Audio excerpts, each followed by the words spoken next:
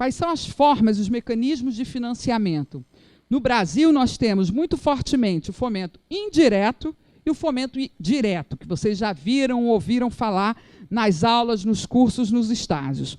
Fomento indireto são aqueles mecanismos de incentivo fiscal onde o Estado atua por meio da renúncia fiscal.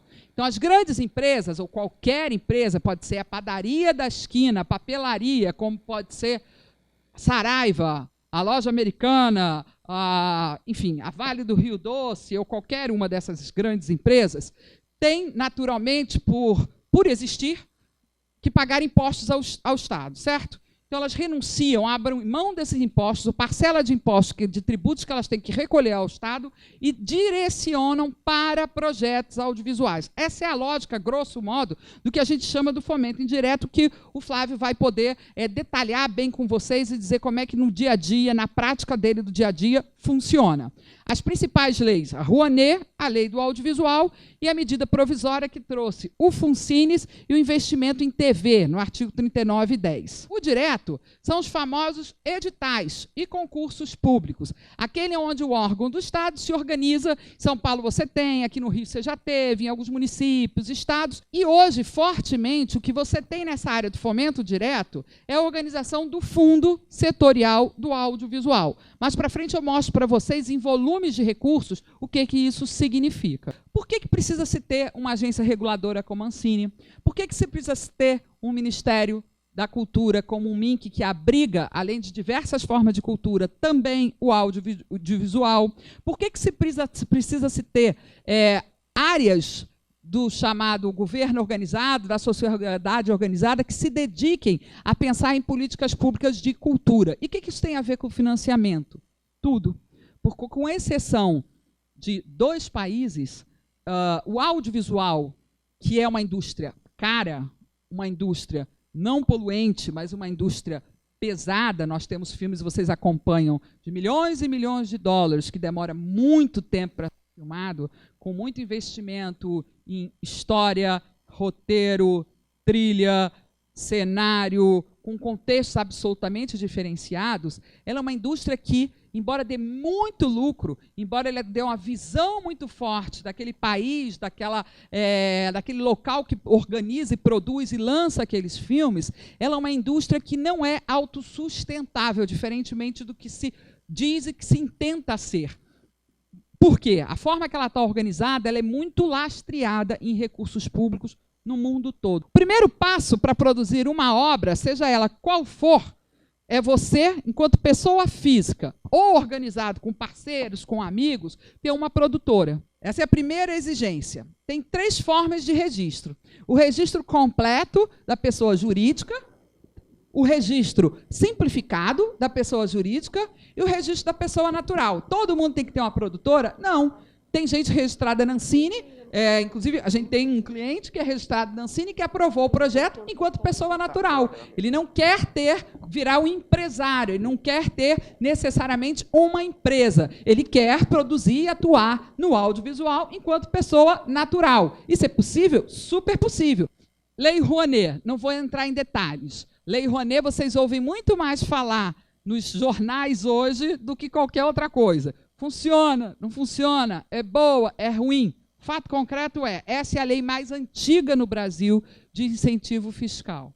Ela tem sido palco de debates homéricos ao longo desses últimos 4, 5 anos sobre a sua funcionalidade, sobre a sua operacionalidade, é idônea, não é justa, não é, a quantidade de recursos dedicados a que tipos de eventos, etc. E a gente tem opiniões para um lado, para o outro. O fato é que é uma lei que existe. Eu, pessoalmente, acho que ela tem várias reformas a serem feitas. Tenho várias críticas à operação da Lei Rouanet, mas não tirar a Lei Rouanet, na minha concepção, e sim modernizar, democratizar, ampliar o acesso e não as entraves que foram construídas na Lei Rouanet para que ela beneficiasse tipos especiais e guichês específicos para determinados tipos de eventos, performances, conteúdos. O artigo 18 da Lei Rouanet dá a possibilidade de apoio em festivais nacionais e internacionais de cinema, difusão de acervo, conteúdo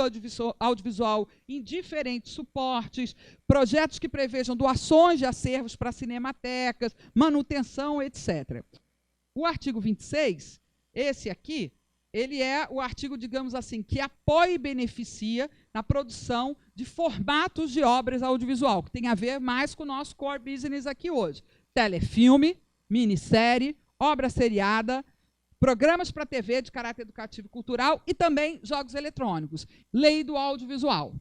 E em 93, então, 2 anos depois da Lei Rouanet, o CN, o Congresso Nacional, aprova a chamada, porque a Lei Rouanet trabalha muito com teatro, trabalha muito com shows, concertos, eventos múltiplos, como vocês veem, se construiu naqueles que eram os cineastas da época, naqueles que trabalhavam com a lógica do cinema, do conteúdo audiovisual, mas principalmente cinema na época, uma lógica de internalizar a lei do audiovisual. E ela já é mais avançada, digamos assim, na sua utilização do que a Lei Rouanet. Então, ela se tornou, e até hoje é, o principal mecanismo de fomento indireto do mercado. O artigo 1º da Lei do Audiovisual, ele trabalha com investimento. Concede a esse contribuinte investidor uma participação nos resultados financeiros daquela obra. Aqui é uma forma de patrocínio, em que a marca da empresa é utilizada no filme ou na série. Artigo 3º.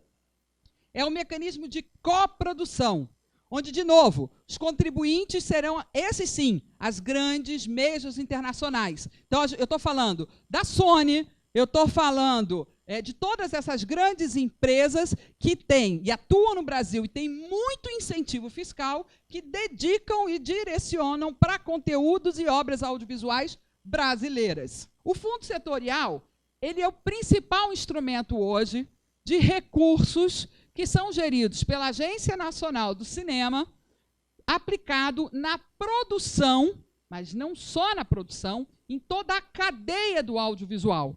Isso significa dizer que ele injeta recursos nas casas de produção, nas produtoras, mas também injeta recursos nos empresários brasileiros que distribuem e que veiculam conteúdo audiovisual. Existe uma coisa chamada CID, que é Contribuição de Intervenção do Domínio Econômico. Para vocês que leem jornal, aqueles que ainda ouvem falar de jornal, que vão nas páginas do jornal, no G1, leia o Valor Econômico. Quem quer ganhar dinheiro, lê Valor Econômico.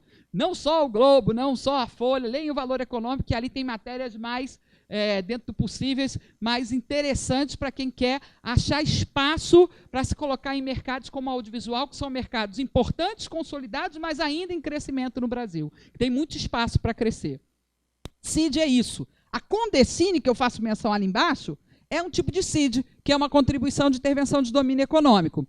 Cada aparelho celular que vocês têm, que nós temos, que todo mundo tem hoje, que pode ter alguma veiculação de qualquer conteúdo audiovisual, recolhe 0,78 centavos para o Fundo Setorial do Audiovisual todo ano. Então, essas grandes empresas, que são as chamadas as telcos, as telecoms, produzem, contribuem no montante de quase 1,5 bi para o Fundo Setorial do Audiovisual, todo 31 de março. É daí que vem o dinheiro que é dedicado principalmente à realização da cadeia do audiovisual e das obras. O Fundo Setorial do Audiovisual, ele por si é uma aula à parte. Cada edital do fundo é uma aula e uma conversa à parte. Hoje ele é um emaranhado complexo, justamente porque ele tem muitos recursos. Então, tem um regulamento geral, tem regras gerais, mas cada edital tem características específicas de quem pode ser proponente. Então, são empresas produtoras, empresas brasileiras que estejam registradas na Ancine, o registro é de graça na Ancine, viu? Mas que estejam regular com as suas obrigações enquanto empresas na Ancine, para poderem concorrer a cada um dos editais. Era isso que eu queria trazer de contribuição para vocês. Fico à vontade para vocês fazerem perguntas e tirarem dúvidas. E fico feliz que vocês queiram, num dia como esse, todo mundo correndo para passar de ano, de período, as provas, poder estar vindo aqui conversar sobre audiovisual com a gente. Obrigada, viu?